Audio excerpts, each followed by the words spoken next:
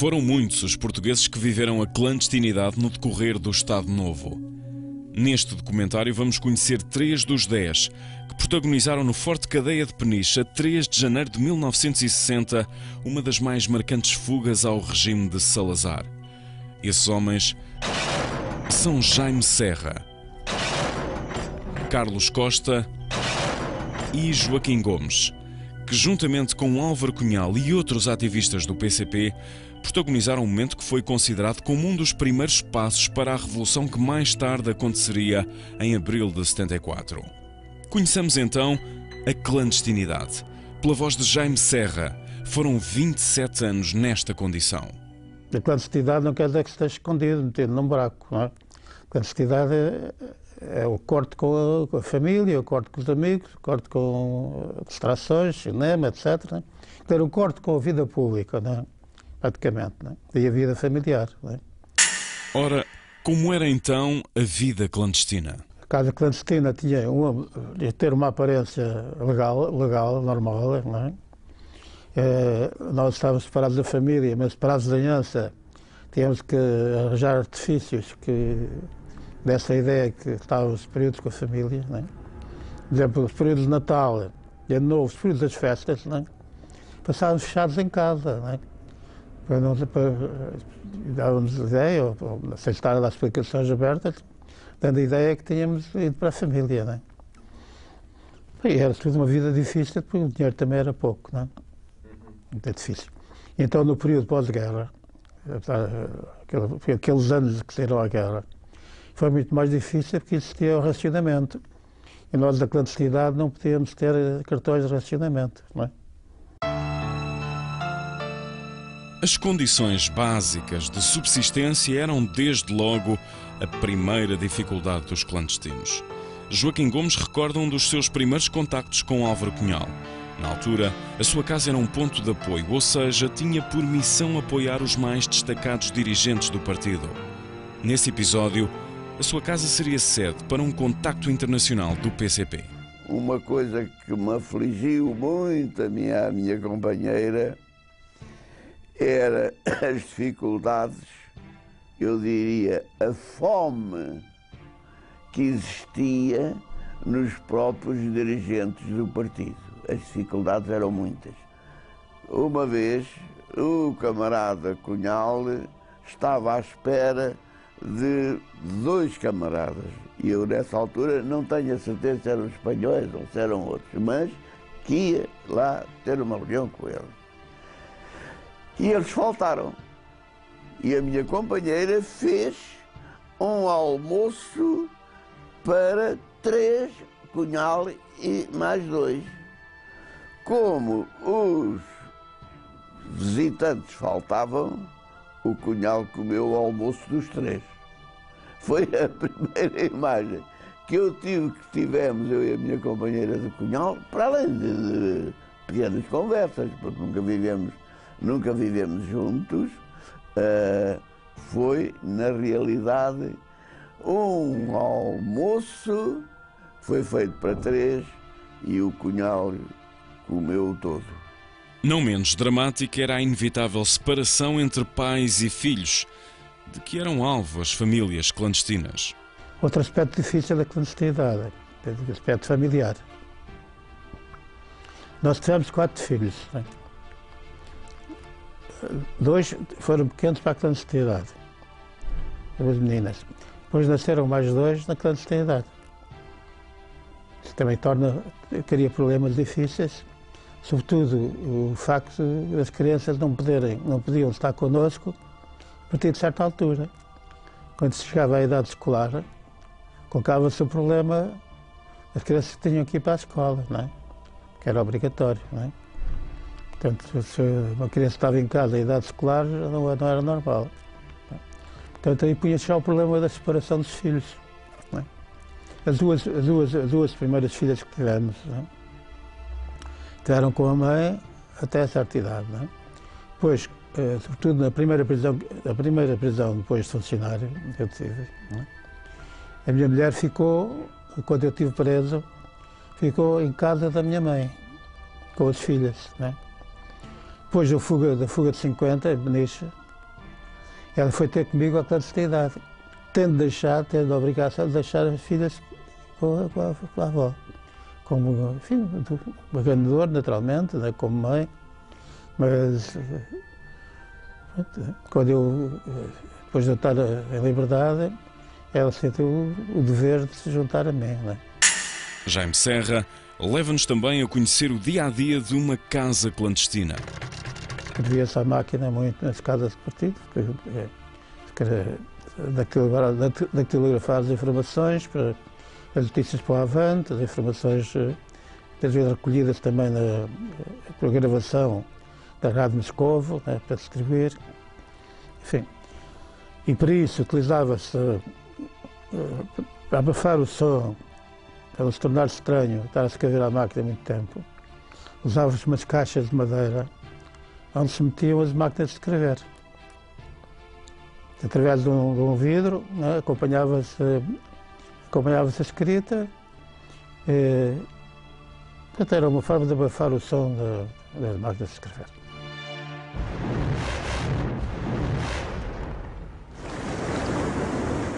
Jaime Serra, Joaquim Gomes e Carlos Costa cumpriam pena em Peniche, juntamente com outros presos políticos, entre os quais Álvaro Cunhal, quando decidem tentar a fuga de 1960. Contudo, a tarefa não se avista fácil. Jaime Serra, que já se tinha invadido anteriormente deste forte, encontrou nesta detenção medidas de segurança acrescidas. A pressão psicológica era igualmente permanente. As condições prisionais foram-se agravando de acordo com a experiência que eles iam tendo. Não é? Como disse, eles começaram a fazer obras, começaram a melhorar aquilo, e melhorar era para agravar as condições prisionais. Não é? Portanto, construíram casernas cá embaixo, não é? E construíram aquele pavilhão em cima, onde os meteram, onde estavam os presos mais perigosos, segundo eles. Não é? O regime era mau. Havia, há uma coisa que julgo que dá a ideia.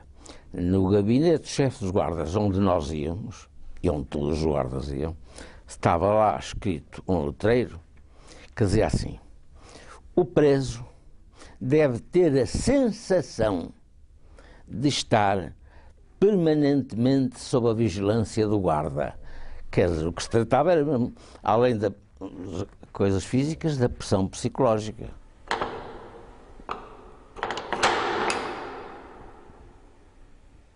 Ainda assim, os detidos conseguiam gerar os seus mecanismos de defesa. É claro que eles eram pouco, às vezes, não tinham estado dentro. De maneira como no corredor tinham, por exemplo, as luzes acesas, sobre a noite, quando o guarda ia espreitar pelo olhinho do diabo, chama-se aquele olhinho, a gente topava, porque os pés dele faziam sombra. Olha lá, está o gajo a espreitar-me. Há em Peniche um espaço que ainda hoje é a memória mais marcante dos detidos de então. O segredo era o castigo mais temido.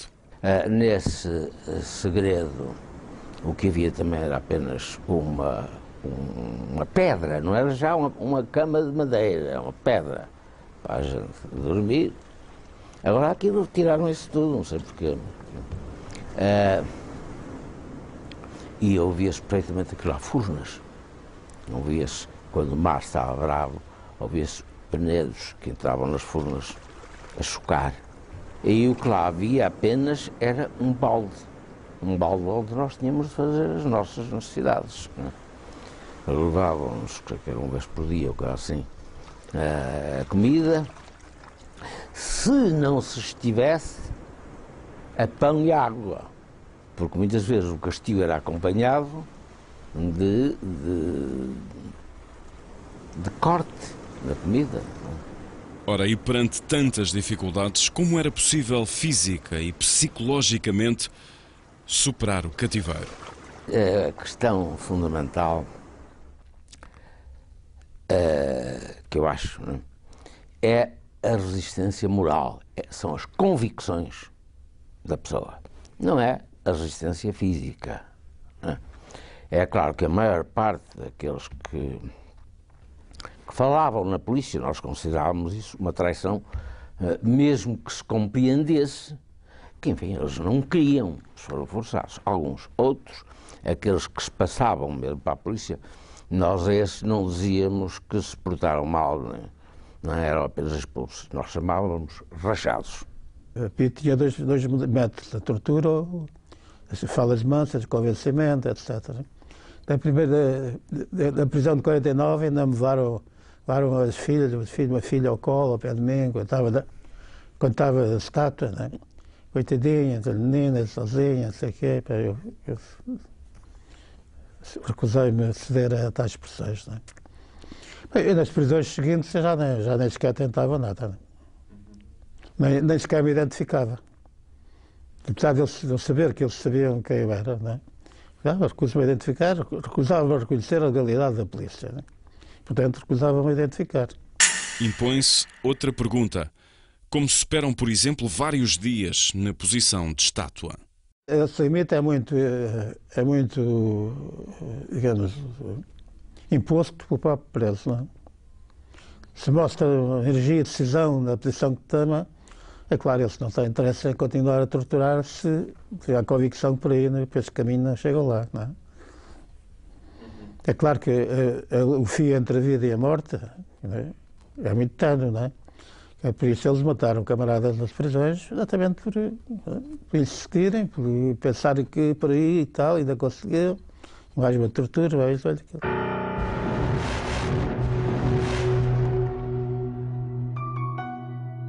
A primeira missão de qualquer clandestino, assim que era detido, passava por reconhecer no local as possibilidades de fuga. Joaquim Gomes, Jaime Serra e Álvaro Cunhal formaram o grupo de estudo para a fuga de 1960. Nós os três, eu, Serra e Cunhal, resolvemos, cada um de nós, separadamente, ia estudar o problema hipótese de fuga. E uns dias depois, num recreio de novo ou coisa assim, dizíamos aquilo, as conclusões que tínhamos chegado. E cada um dos três tinha chegado à mesma conclusão. A hipótese de fuga existe desde que tenhamos um guarda republicano. Sem isso, não é possível. No recreio, já tinha uma hora de recreio de manhã, outra hora à tarde. E o recreio juntavam-se presos todos. Não é? Mas podiam conversar entre si, mas de maneira que o guarda ouvisse. O guarda andava aí no meio para se passear por dentro. E nós também tínhamos que conversar de maneira que o guarda não ouvisse. De maneira que, quando conversávamos ao pé do guarda, fazíamos uma conversa normal, depois conversávamos, já tínhamos palavras combinadas. E todos os dias nos juntávamos, mesmo que não houvesse nada de novo. Foi comigo que as coisas se desenvolveram, como podia ter sido com outro camarada qualquer. Mas todos os meses havia uma companhia da GNR que ia a Peniche fazer, durante um mês, o trabalho de vigilância externa, porque a GNR não tinha nenhuma autoridade dentro da cadeia. Para isso eram os guardas prisionais. Só podia fazer e tinha os seus postos concretos em Peniche, onde faziam o seu trabalho. Ora bem, e todos os meses, quando mudava, uma companhia era substituída por outra que ia fazer o mesmo serviço, punham-nos no recreio e os guardas republicanos passavam para nos ver a cara. Eles viam-nos a nós víamos a eles. E, em geral, até por obrigação, os GNRs passavam com uma cara dura. Não faziam um mínimo gesto que não fosse de dureza quando nos acontecia essa visita. É nessa altura em que a mim me pareceu que havia o olhar de um GNR que era menos duro, menos violento que os outros. José Jorge Alves era um guarda que evidenciava sinais de insatisfação com o regime. Ele era um homem antifascista, sem dúvida. E uma vez passou pela cela, encostou-se mais que o que lhe era permitido às grades da cela do Joaquim Gomes. E disse: eu podia ter morto, eu sabia que tinha morto o Salazar. Contou aqueles desfiles que eles faziam no Terreiro de Passos. Eu tinha balas autênticas. Não. Bom, isto significava que ele era contra o regime. E daí em diante passamos a pensar em função daquele guarda. E, portanto, sempre que o Joaquim Gomes podia falar com ele, que ele se aproximava, ele é que se aproximava, porque ninguém o obrigava a aproximar, nem se podia aproximar, mas aproximava-se e ganhou aquela convivência com o Joaquim Gomes. Nós estávamos completamente proibidos de dirigir a palavra a um guarda no exterior, como eles estavam proibidos de dirigir a palavra a um preso. Não podíamos fazê-lo, mas eles passavam, exteriormente passavam. E eu propus aos camaradas que eu, quando apanhasse esse homem, uma hora tinha que ser entre as 19 e as 21 horas, era a altura mais sossegada no coisa. É claro, nenhum dos camaradas estava convencido que isso podia resultar, nem eu próprio o estava. Com o agravante de que, dirigindo a palavra a um GNR, e se ele quisesse e fosse mau, comunicava lá aos chefes de guardas, eu ia para o segredo umas semanas, não é? Portanto, isto era castigado só por dirigir a palavra. Só que ele passa no dia e eu tinha-o fixado e cumprimento da janela, dentro da cadeia, através das grades, e ele fora, no seu giro. Então o seu guarda está bom, passou bem, qualquer coisa assim, não é? E ele abre os olhos, olha para mim e diz-me: está tudo bem, tá, como está?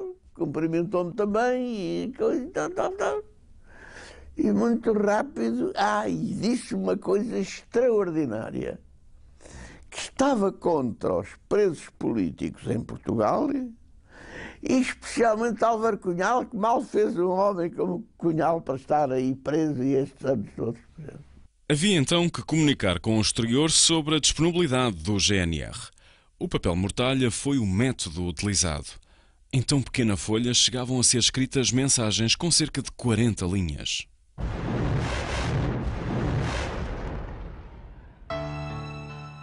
Natural de Forcalhos, José Jorge Alves residia na época em Santarém. Descontente com a sua progressão na carreira militar, foi gerando insatisfação face ao regime de Salazar. Neste contexto, o PCP propõe-lhe 120 mil escudos para apoiar a fuga de 5 presos de Peniche.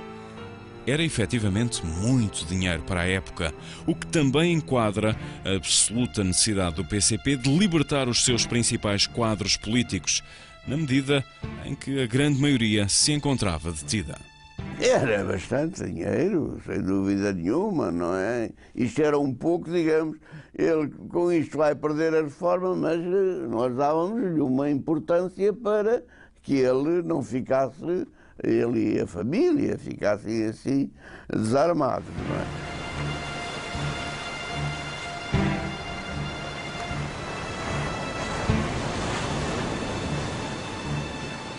Certo é que o guarda foi ganhando receios à medida que se aproximava a hora da fuga, que mudaria também todo o curso da sua vida. Ele foi-se assustando, ou por influência da família, ou por outra coisa, foi-se assustando. E em certa altura, pergunta aos camaradas no exterior quantos camaradas é que fugiam no dia da fuga.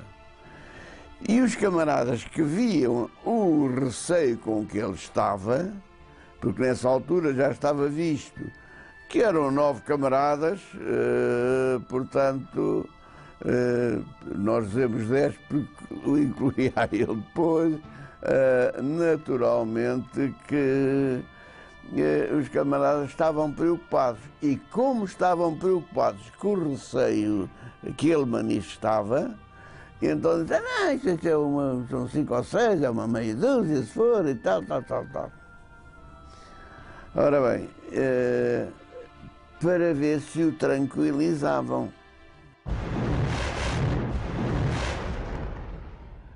O plano de fuga determinava que esta tinha que acontecer ao fim do dia.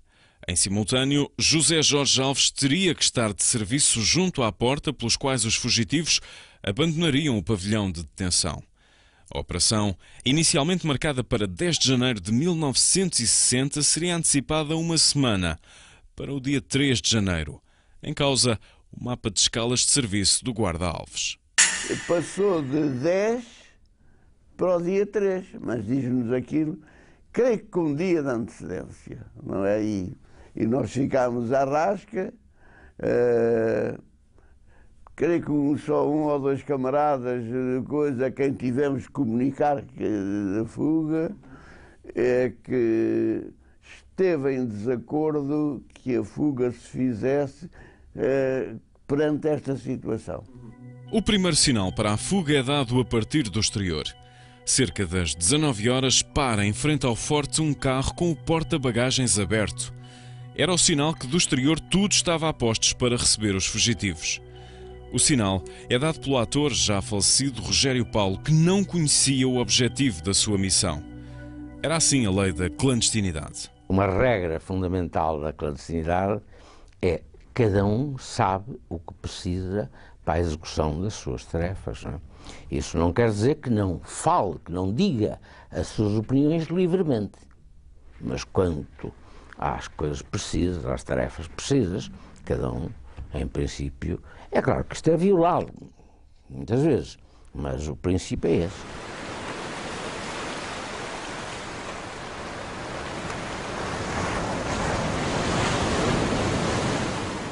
Tinha que seguir o sinal do interior por parte de José Jorge Alves. O último sinal era dado pelo próprio guarda republicano, que é indispensável nós sabermos que ele estava mesmo disposto. Então nós estávamos no refeitório e ele deu, como estava combinado, umas patadas.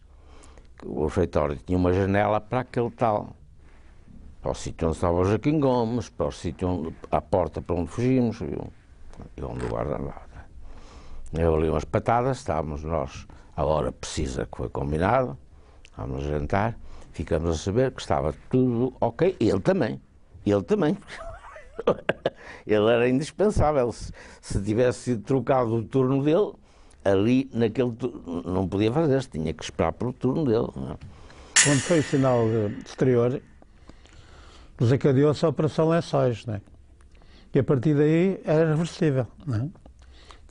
Cada um rasgou de lençóis, 4 pedaços, depois se juntaram e foram atados uns aos outros, o que se fez de cordão para descer. Em simultâneo, também no interior do pavilhão, havia que imobilizar e prender numa cela o guarda prisional. Comecei a falar com ele de futebol, ele gostava naturalmente daquilo e tal, e fui, quando acabamos de comer, eu fui arrastando a conversa com ele até esse sítio, que era muito próximo do refeitório, onde nós lavávamos a louça. E ali mantive à porta a falar com ele. Bom, nós tínhamos aprendido um golpe que nos tinham, quer dizer, de fora, disseram-nos como dar um golpe sem ferir, sem que o guarda sofresse consequências, não é? Mandaram-nos também clorofórmio e uma coisinha própria das operações, que se põe na língua, que se põe no lábio, na língua, para a língua não sufocar. Portanto, ali naquele sítio, o Guilherme da Costa Carvalho, que era um homem muito mais alto que eu, com uma toalha torcida, tac, dá o golpe aqui assim na garganta, a pessoa perde os sentidos de imediato. Mas ele caiu, mas ganhou logo os sentidos. Não é que é por isso que ele jogou que eu lhe batia, eu não bati nada. Mas ele começou logo a gritar. Não é que eu disse, filho da puta, isso, ou te calas ou te mato. Claro, não. Mas ele calou-se completamente. A partir deste momento entrava em ação o guarda José Jorge Alves, que encobriria cada um dos fugitivos debaixo do seu capote. Um a um, os prisioneiros saíam da ala de alta segurança de Peniche e dirigiam-se para o exterior, sendo posteriormente obrigados a saltar as muralhas que os separavam da liberdade. Estava assente com ele que ele passaria cada um dos presos debaixo da capa do leado, que era de uma grande importância para não ser visto. Na realidade, depois de ele ter passado o quinto, que creio que foi o Carlos Costa, ainda vinham a andar de cócaras, não sei, mais 4 ou 5, sei lá, ainda vinham saindo da porta e por ali tinham que vir muito baixo, não fazer, porque também se estivessem em pé podiam ser vistos do outro posto da GNR. Dos 5 fugitivos esperados, apareceram 10 a José Jorge Alves. É nesta altura que o guarda provoca o pânico em plena fuga. Resolveu fugir, acabar com aquilo. E caiu-nos o período mais difícil, mais amargo que aconteceu na fuga. Digamos, perdeu o domínio sobre si, quer dizer, é uma situação para ele naturalmente muito difícil, não é? Mas não teve consequências, foi imediatamente. Quer dizer, ele quis fugir por si, para isso era impossível, ou muitíssimo mais difícil. E afastou-se, que foi logo agarrado, levado para um carro e com os outros.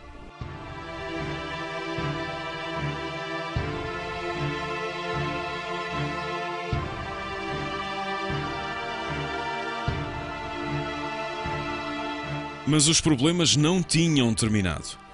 No salto da última muralha, registra sofrimento de Guilherme da Costa Carvalho. O Guilherme da Costa Carvalho deve ter, não segurou bem, caiu embaixo, bateu com a cabeça numa pedra, aquilo era tudo de pedregulhos, e ele todo a secar a sangue, estava enfim na situação. E eu e o Carlos Costa, eu já estava a saltar o muro para fora da fortaleza e o Carlos Costa é que foi lavar, mas eu voltei atrás para ir ajudar o camarada, porque realmente era uma coisa tramada. E estávamos a ajudar o Guilherme para ele sair, quando começamos a ouvir as cardas das botas do coiso, e nós estávamos vistos, só podíamos descer com calçado de borracha para não fazer barulho nenhum. Ora bem, e o guarda passa perto de nós, vem por ali com as cardas da coisa, vem, e a gritar: fui traído, fui traído, fui traído. Curiosamente, foi o futebol que salvou a situação. Tinha acontecido que nesse dia tinha havido um desafio de futebol em Peniche, que eu ainda não sei quem eram os coisas, nem sei quem ganhou. Mas a verdade é que a rua vinha cheia de gente que, vendo o GNR sem boné, sem nada, completamente desvairado, fui traído, gritando, mas gritando a sério, não é? Toda a gente parava e ficava a olhar para o GNR, que raio, o que é isto? Não é? E eu consigo chegar ao pé dele, tentei acalmá-lo, sei lá, mas ele continuava a gritar: fui traído, fui traído. Não sei porquê, eu ainda hoje tenho remorsos, atribuí os gritos dele ao resultado do futebol. E comecei a chamar nomes ao árbitro que tinha feito o árbitro lá do desafio de futebol, pensando exatamente como na bola. Sempre há quem perca e sempre há quem... Não sei dizer, foi o árbitro, que é o filho da mãe, que é este, eu próprio a gritar tanto ou mais do que ele, não é? Ora bem, e foi isso que o foi acalmando, e também as pessoas que estavam na rua começaram a entender que aquilo tinha a ver com a bola, não tinha a ver com mais nada. Com os ânimos serenados, os fugitivos entram nos carros que os aguardavam e fugiram de Peniche.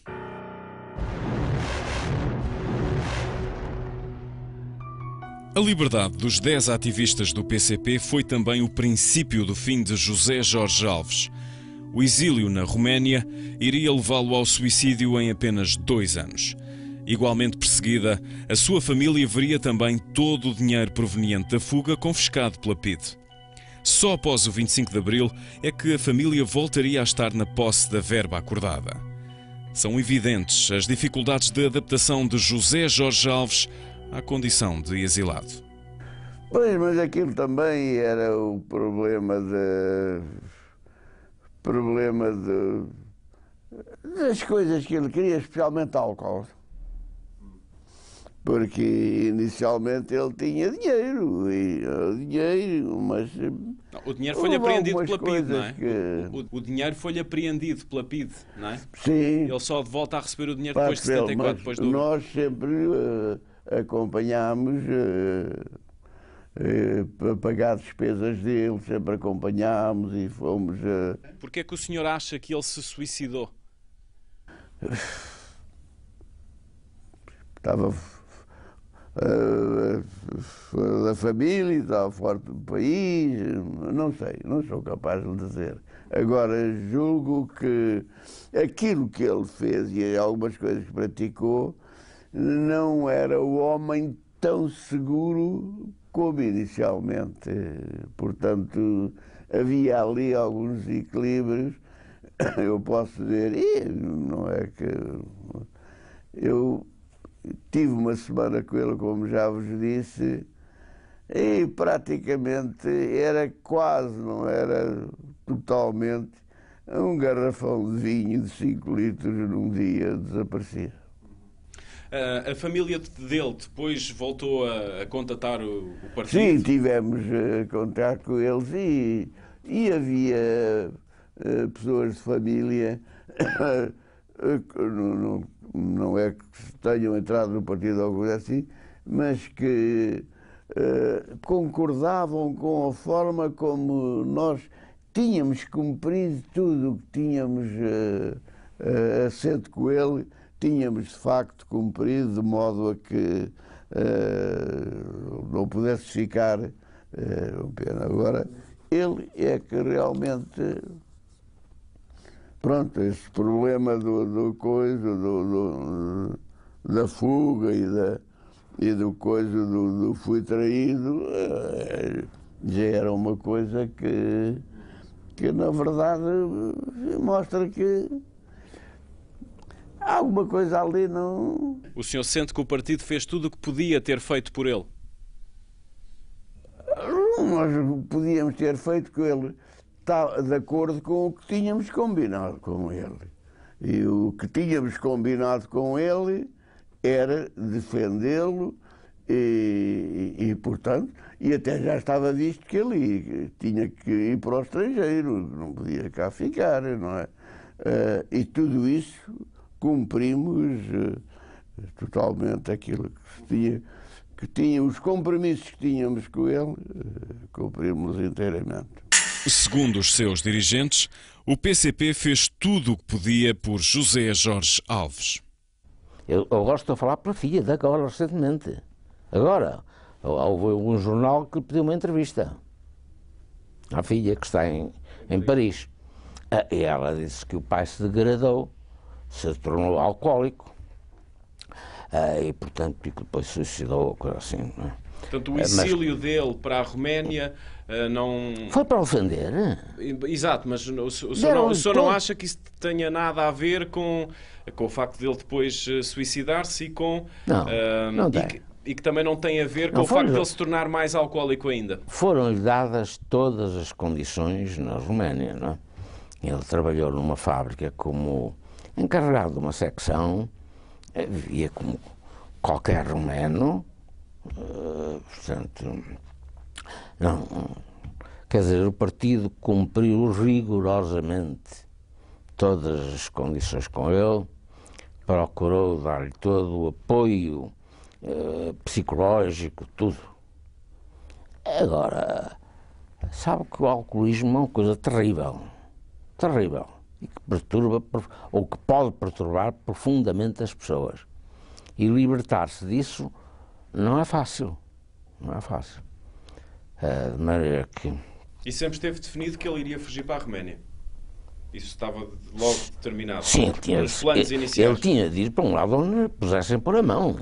Para a Roménia, ou para a RDA, ou para a União Soviética, para qualquer sítio onde a polícia portuguesa não chegasse, não é?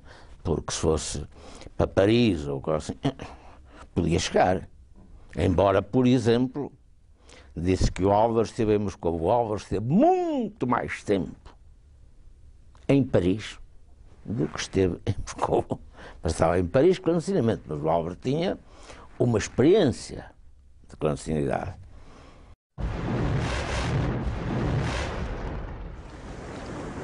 Após a fuga de 1960, o regime agrava significativamente as condições em Peniche. Manuel Pedro, outro preso político, estava detido na altura e recorda como era a vida dentro dos pavilhões. Se vocês olharem para aquele pavilhão de onde foi a fuga, eu falei-vos da situação cá embaixo nessa sala, não é? Mas lá em cima, de onde foi a fuga, se vocês verificarem, aquele pavilhão é feito com as celas, as janelas das celas estão viradas a norte, que é uma coisa horrível. Quem passar ali o inverno é horrível, o frio, pronto. Imagina neste tempo com o nordeste ali a bater, ou a nortada. E a sul tem o sol, mas tem paredes, tem vidros, tem tijolos em vidro, para o sol não entrar. Portanto, de norte tem o frio sempre, não tem sol. De sul, onde podiam ter o sol, não o tem, porque ele não entra lá. Se já eram difíceis, as condições de vida dos detidos pioraram claramente após 1960. As coisas caminham no sentido de levantamentos de rancho, deles cortarem alimentação aos presos, começam a cortar visitas, começam a cortar correspondência, começam a cortar a entrada do jornal. Portanto, e vai-se, digamos, numa onda sempre progressiva, porque eles não cedem e porque os presos têm necessidade de se ver livre daquela situação, porque o parlatório era, objetivamente, uma fonte de castigos, uma fonte de segredo de mais variado tipo, não é? Dizer-se a uma mulher que é estrábica, a senhora não pode estar a olhar para ali, e a senhora dizer, mas o senhor não vê que eu sou estrábico? Pois é, estrábico, mas não pode estar a olhar para ali. Dizer-se a uma criança, o senhor aqui não pode comer porque ele está a chupar um roçado. A tortura era recorrente no Estado Novo. Manuel Pedro recorda algumas das práticas de que eram alvo os presos políticos.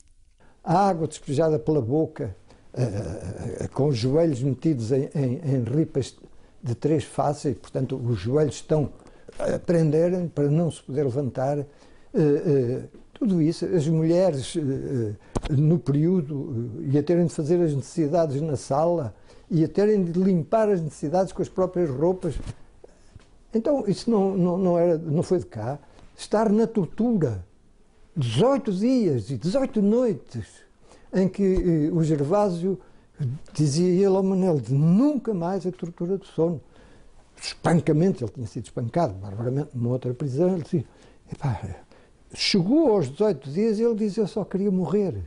Ele não queria falar, nem tinha esquemas, só queria morrer. E caiu, inconsciente, foi assim que eles o tiraram de lá. Os espancamentos tornam-se habituais. Nesse período em que estive lá, em 64, estava em curso, portanto, uma luta muito grande, que vinha desde 63, e que culminou com violentos espancamentos no primeiro piso do pavilhão das celas. Preso a preso, cela a cela, portanto, 4, 5 guardas a espancarem, e a GNR no corredor com pistolas metralhadoras apontadas. Manuel Pedro recorda igualmente o momento em que outro detido, Américo de Sousa, é remetido ao segredo. E o Américo de Sousa estava muito doente, estava a perder sangue pelo intestino, e esteve 15 dias no segredo, a pão e água, e a dar-lhe pão e água dia sim, dia não. Eu soube posteriormente, já não estava com ele, porque eles vinham do segredo nessa fase. Durante 2 meses não houve contactos entre os presos, a não ser pela parede, pelas formas mais... Mas deixou de haver, como vos disse, foram retiradas todas as chamadas regalias que o preso tinha. Portanto, não cheguei a falar com ele, soube depois, por companheiros que estiveram com ele depois dele regressar. Eu já não estive, quando houve contactos, e já há uma vida normal na cadeia. Mas é um dos casos de grande violência, não é? Para se ver o nível, sem se falar não se fala do segredo de Caxias, que isso é uma coisa que nem vale a pena.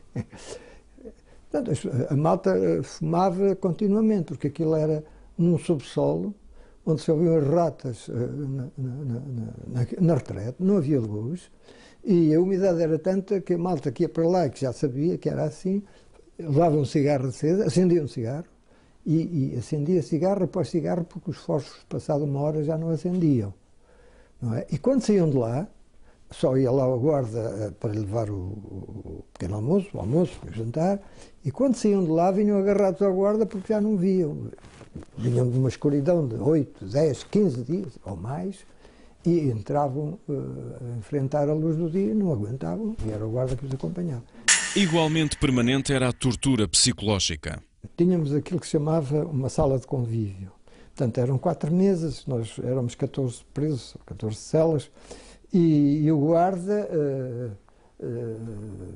dizia para uma das mesas: faz favor, falem mais alto que eu não ouço o que estão a dizer. E a seguir era capaz de dizer a outra mesa: faz favor de falarem mais baixo porque estão a falar muito alto. Portanto, isto era permanente, quer dizer, este jogo de falo mais baixo, falo mais alto.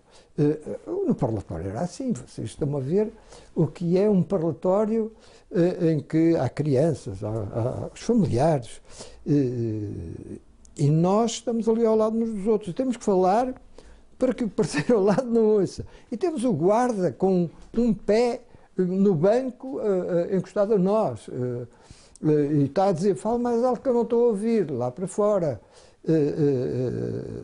E a seguir houve um dizer assim: fala mais baixo, que está a falar para os presos todos, isto aqui não é para falar para os presos todos. Aliás, vocês leram que está lá, há lá uma série de coisas exemplificadas em texto, não estou a querer ir mais longe sobre isso, mas aquilo era um permanente sair dali. É claro que nós, quando tínhamos uma orientação para dar para as famílias e era preciso ser ali, porque era urgente, havia um que ia, era escolhido coletivamente e com o seu acordo, chegava lá e dizia em voz alta, apanhava logo as secções todas e as famílias todas. É claro que desde ali ele já não continuava a visita, nem fazia a visita, ali ia direitinho, ao redondo, não é? Como não podia deixar de ser, não é?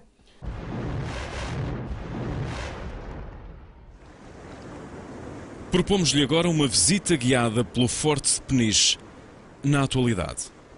A Fortaleza de Peniche teve o início da sua construção no século XVI, em 1558, sendo que o grosso das estruturas que nós podemos ver são estruturas construídas após 1640, após a restauração da independência nacional. A fortaleza de Peniche encabeçava um conjunto de fortificações que defendiam toda uma linha de costa que ia desde a Nazaré até Torres Vedras, sendo que nesta fortificação encontrava-se em permanência um regimento de artilharia e um regimento de infantaria, mais tarde designado de Regimento número 13 de Infantaria, que ainda hoje existe. O Baluarte Redondo foi a primeira estrutura defensiva construída na Península de Peniche, datando de meados do século XVI. Trata-se de uma estrutura que tinha como objetivo a defesa da vila e do porto pescatório, bastante importante à época. Durante o período da prisão política, este espaço foi utilizado como segredo, como espaço de reclusão, onde os presos eram colocados como castigo. Daqui fugiu em 1954 António Dias Lourenço, numa das fugas mais célebres que tiveram lugar neste espaço.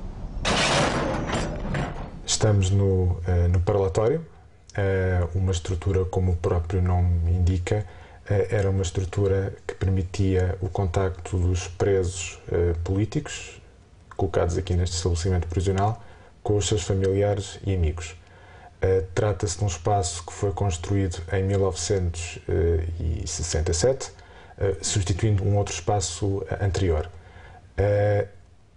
Os reclusos aqui no estabelecimento prisional eram recebidos ou recebiam visitas diariamente.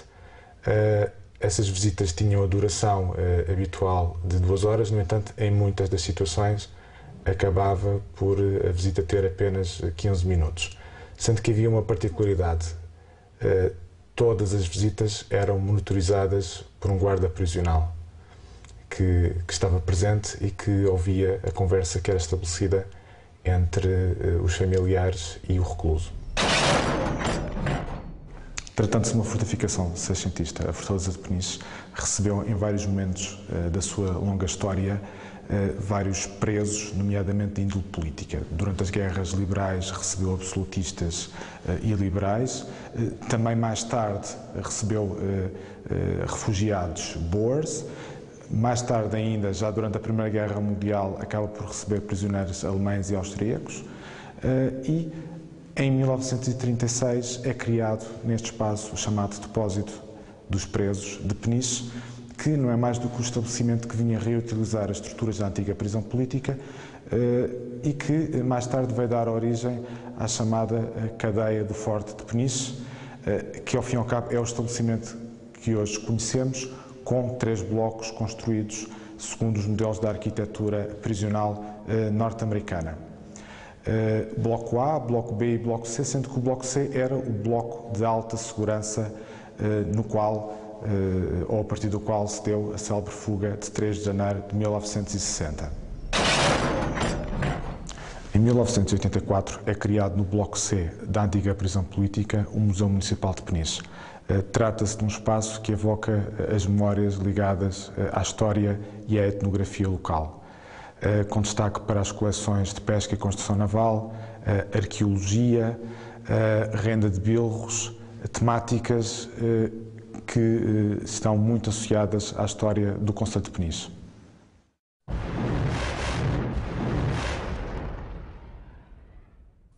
David Pereira, da União dos Resistentes Antifascistas Portugueses, revela os objetivos da associação no âmbito da preservação da memória da resistência.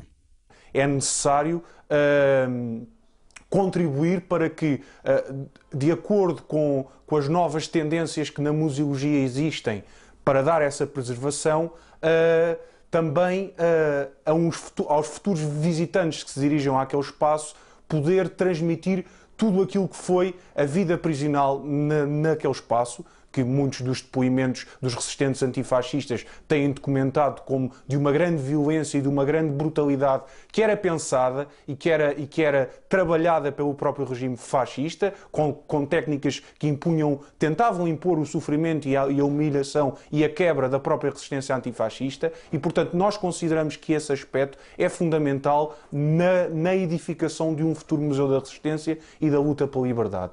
A A tortura era recorrente na ditadura de Salazar. Todavia, o segredo de Peniche assumia contornos ainda mais dramáticos para os presos políticos. Há um conjunto de práticas, de tortura, a tortura do sono, a estátua, no caso das presas do sexo feminino, a questão de não deixar fazer as necessidades, e mesmo no período menstrual. Todo esse conjunto de práticas estão documentados e são comuns às várias prisões fascistas em Portugal naquele período. Mas há ali em Peniche, vamos lá, até um símbolo máximo dessa repressão. E estou-me a referir concretamente ao segredo. O segredo que nós conhecemos hoje quando visitamos a Fortaleza de Peniche não era o segredo para onde eram enviados os presos, muitas vezes por questões apenas que tinham a ver com o humor dos guardas prisionais, do chefe dos guardas ou do próprio diretor. Portanto, quando um preso há um caso que está documentado, quando um preso se virava para outro e lhe dava os pêsames, os sentimentos, poderia ser enviado para esse segredo. E nós sabemos que o segredo era um local onde não havia sequer um sítio para o preso dormir, não havia sítio para fazer as suas necessidades. Portanto, tinha que ser feito num balde e tinha que ser o próprio preso a esvaziar o local do segredo, um local muito exíguo e ermo, e cá fora poder esvaziar o balde das suas necessidades. E, portanto, esse símbolo máximo de onde António Dias Lourenço fugiu a 17 de dezembro de 1954, eu creio que ali, e nós queremos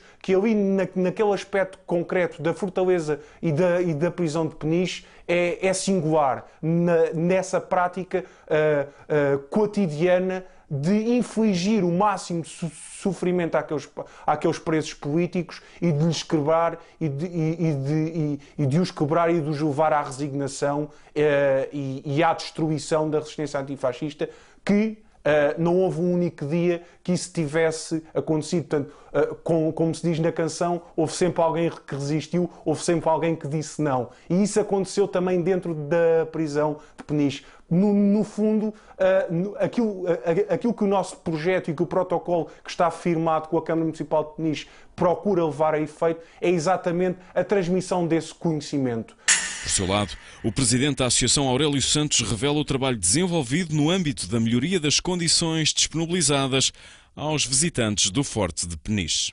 Estamos desde já procurando melhorar as condições dos visitantes do Forte. Note-se que o Forte tem anualmente mais de 40 a 50 mil visitas, o que constitui de facto um património importante para Peniche, e é também nesse aspecto que a Câmara Municipal procura valorizar o Forte e procurando enriquecer e documentar desde já, antes mesmo do desenvolvimento do Museu da Resistência, mais amplamente, tornar mais interessante a visita desses militantes e desses visitantes que anualmente visitam o Forte.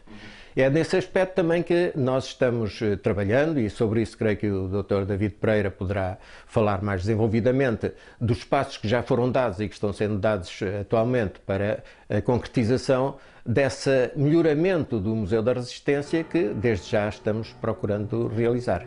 A fechar, António José Correia, presidente da Câmara Municipal de Peniche, revela igualmente o compromisso da autarquia com a preservação da memória.